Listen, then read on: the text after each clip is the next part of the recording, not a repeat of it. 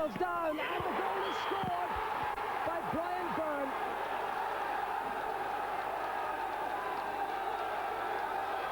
Ten minutes gone. Dundalk's first attack of menace. Priseman lofted it in. It was Whitnell here who made it difficult. Goff punched it, and Byrne found the angle and delivered a fearsome shot. Whitnell went in. The keeper was put under all sorts of pressure. He went with the fists. It went straight to Byrne.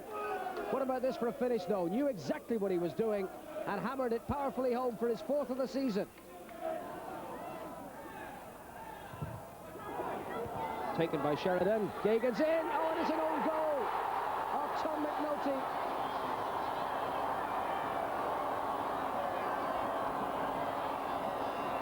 Dundalk's veteran defender under pressure from this free kick from Sheridan. Gagan went in. Morley on the near post, and it last touched McNulty. Gagan will claim it, but it's a Tom McNulty own goal in the 20th minute.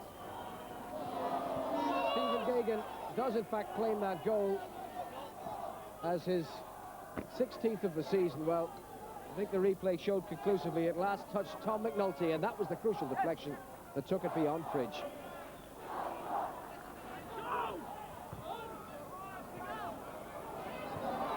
Bodekant, and here's Stephen Gagan, and it's Bodekant once more, and across towards Morley. Well, he rose between Priseman and McNulty, but he couldn't direct his header onto the goal. Good cross from Bodekant. And Morley got in between the defenders, as he's so good at doing, but it went past the upright. McNulty. Hanrahan. For Gallen, levels out of the middle. Whitnell should be onto this, and he is, holding off Sheridan. And Whitnell then for Hanrahan. And Hanrahan with another big cross. Byrne at the back. Turning Gagan, still it's Byrne. Trying to slot one through and put behind by Sheridan. And a corner to Dundalk. Well, it was a couple of corners that led to Brian Byrne's opening goal for Dundalk. And these big crosses from the like of Hanrahan causing serious problems for the Shelbourne defence. Byrne shimmied rather well out here, round Gagan, and then tried to thread one through, and Sheridan put it behind. Near post, oh, beautiful glancing header by Joe Gallen that just went inches wide. Lovely corner, and at the near post, Gallen got there ahead of Flood, but it just went wide.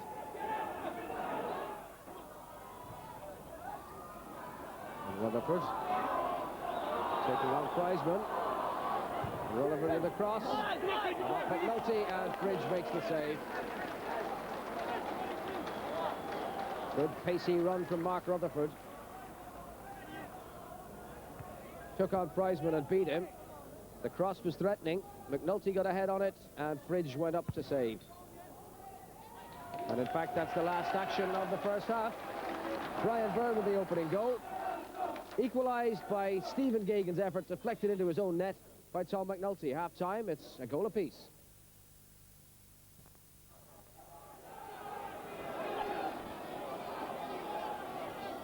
Oh, and he missed his kick completely. And now it's Gallen. Whitnell taking on Scully. Whitnell has the little look. There's no one there for him. Now there is. Devereux has arrived. And that's come off Neville and has gone for the corner. But the best Dundalk could expect out of that, because they didn't have men far enough forward. Now it's Hanrahan once more. Gallen with the goalkeeper. It's gone to Gallen. It's there. And Joe Gallen, Dundalk's top scorer, puts them back in front. And the sizable travelling contingent from Louth are absolutely delighted. Exactly as it was in the first half, in the 10th minute. And they get the goal. Beautiful corner from Hanrahan. Lovely glancing header from Gallen. And it's 2-1 to Dundalk. A hat-trick in the first round replay, but watch him here, ahead of Flood, who wasn't really marking him correctly, giving Goff no chance. Now, Sheridan's free kick. Morley's header! Off the post and cleared and in! Well, it is in. It's a goal. It's been awarded by the linesman. And they get their equaliser in the most dramatic and confusing of fashions. That goal awarded by Joe O'Brien, the linesman. Free kick was taken by Sheridan. Morley glanced the header. It came back off the upright with Fridge beaten. Doohan cleared it, and it rebounded off the goalkeeper Fridge. So a second own goal for Dundalk, and Shelbourne are level. I don't think Dundalk can have any complaints about this. Morley got the header on, it came back off the woodwork. They were all over the place. Mick Doohan particularly unfortunate because he had got it away, but off the goalkeeper it went, and then there, it was over the line. Vodaka, Sheridan. Vodaka again. Oh, and Fridge forced to dive bravely at the feet of Rutherford. Him squirting across that penalty area. Vodaka sent it in. Nasty little bounce it took there, eluding McNulty and Gagan. Rutherford was coming, and Fridge made the save. Neville. Doohan again there, and McNulty. And Neville. Hanrahan. Scully came for that. It's come to Byrne, though. Well, it was meant for Gallen, but Gallen wasn't going at that kind of pace.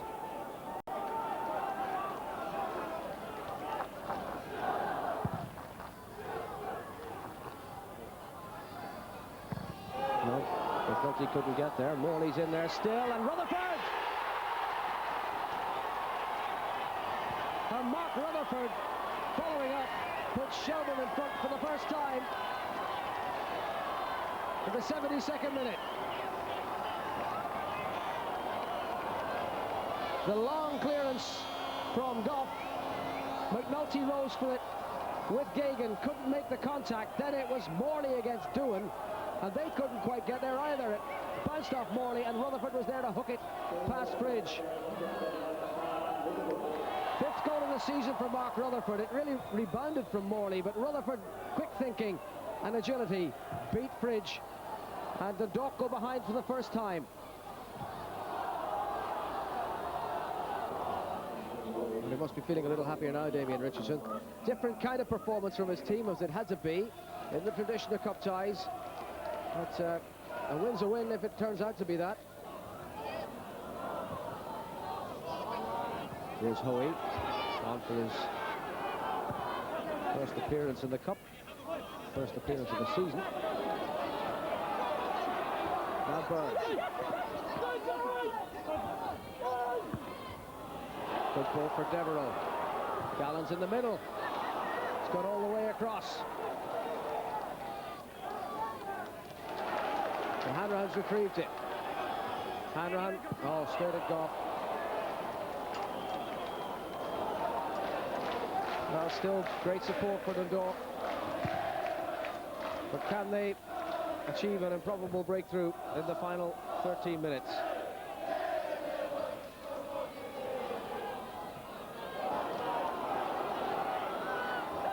Hanrahan and Hewitt and Gallen dispossessed by Scully at the expense of a throw.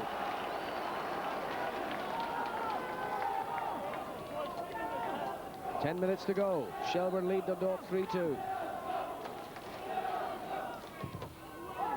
And that was Hewitt, and that's goal kick.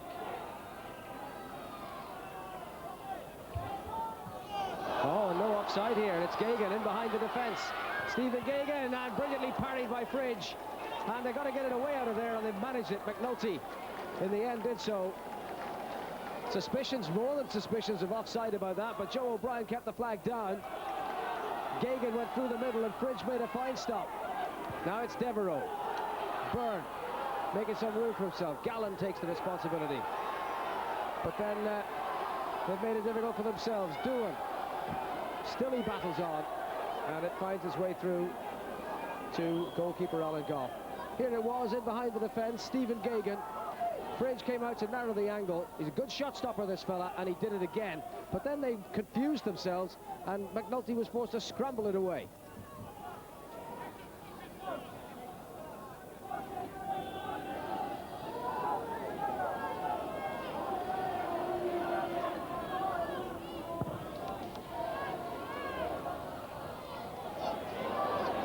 Gagan. That's on for Sheridan.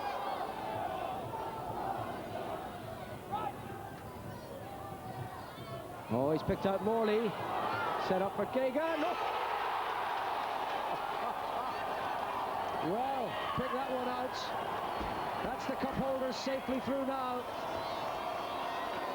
And after living dangerously, they score the goal of the match. Stephen Gagan set up by his striking partner, Pat Morley. Sheridan's cross, Morley set it up. And that is as fine a finish as you'll ever see. If ever there was any doubt, there's no more now. Morley knew precisely what he was doing, teeing it up for Gagan, and that nearly burst the net. Goal number 16 of the season for the National League's top scorer. And Shelbourne, the cup holders, are well and truly through. Damien, they made it very difficult for you. Yes, they did. I expected nothing less from Dundalk. The 3 games we played, including this one this season, they've run us right to the wire. We won by an odd goal in the previous 2 encounters. And even though they had a depleted squad today, I was under no illusions. And they came out and through to form, they pushed us right to the very end. And they provided a very big part of what I thought was a very enjoyable cup tie. It was certainly that. Funny thing about it, the first goal that a Shelbourne player scored was the one that put you in front for the first time, 3-2. Yes, at the end of it, I don't care who scores a shot. Once we're in the quarter-final, that's all I'm concerned about. I felt, from our point of view, again, we didn't flow. We didn't play a normal type of football. To Dundalk's credit, perhaps they stopped us doing that. But in saying that, we kept at it. And from this part of the season now, nerves are going to play a big part. And in a cup game, with all the other teams qualified already, we want to be the last ones in. Dundalk want to in the quarter-finals. And it's very important that you retain your nerve. And wherever the game demands, you come up with the requirements. Well, now, unbeaten since October, 2nd in the league and in the quarter-finals of the cup. Not bad. Not bad, very enjoyable. It's what we do from here on in that counts. I said to the players before the game, we've only had the prelude so far. The finale is coming, and we have to be up there right and ready for the finale. And if we show the spirit we showed today, if we play